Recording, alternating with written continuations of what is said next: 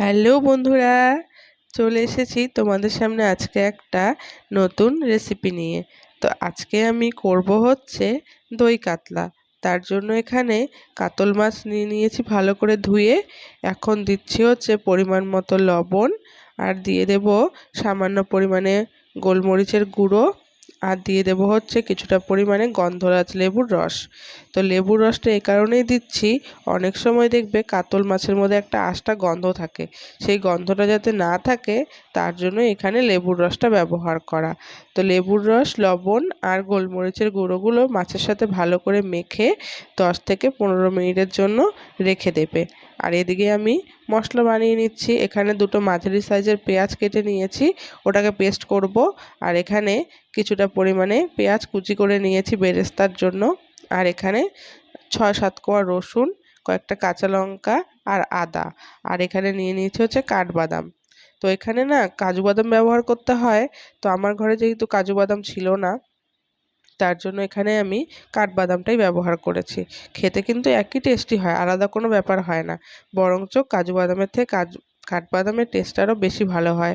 তো এখানে কাজু আর কাঠবাদাম আর দইয়ের একটা পেস্ট করে নিয়েছি, মিক্সিতে ঘুরিয়ে নিয়েছি যাতে দইটা ফেটে না যায়। অনেক সময় দই ফেটে যায়, তার জন্য মিক্সিতেই পেস্ট করে নিয়েছি। আর ওদিকে পেঁয়াজ, রসুন, আদা, কাঁচা লঙ্কার একটা পেস্ট করে নিয়েছি। আর কড়াইতে সাদা তেল দিয়ে এখন আগে পেঁয়াজগুলো ভেজে নামিয়ে নেব। ওই তেলের মধ্যেই এখন মাছগুলো দিয়ে দিলাম। তো মাছগুলোকে এখন এপিট ওপিট লাল লাল করে ভেজে নামিয়ে নেব। তো এই রান্নাটাতে আজকে আমি একদমই হলুদের ব্যবহার করব না, হলুদ ছাড়াই পুরো রান্নাটা করব। তো ভিডিওটা পুরোটা দেখো। তো এখন ওই তেলের মধ্যে শুকনো লঙ্কা আর দিয়ে দিলাম হচ্ছে গোটা গরম মশলা ফোড়নে। তো গোটা গরম মশলা, শুকনো লঙ্কাটা যখন ভাজা ভাজা হয়ে যাবে, তার মধ্যে এখন দিয়ে দিলাম হচ্ছে আগের থেকে আদা, রসুন, পেঁয়াজ, কাঁচা লঙ্কার যে পেস্টটা করেছিলাম সেই পেস্টটা দিয়ে পরিমাণ মতো লবণ দিয়ে ভালো করে এটাকে কষিয়ে নিতে হবে। কারণ আদা, রসুন, কাঁচা লঙ্কা, পেঁয়াজের একটা গন্ধ থাকে, যাতে সেই গন্ধটা না থাকে তার জন্য এটাকে একদম লো ফ্লেমে কষাতে হবে।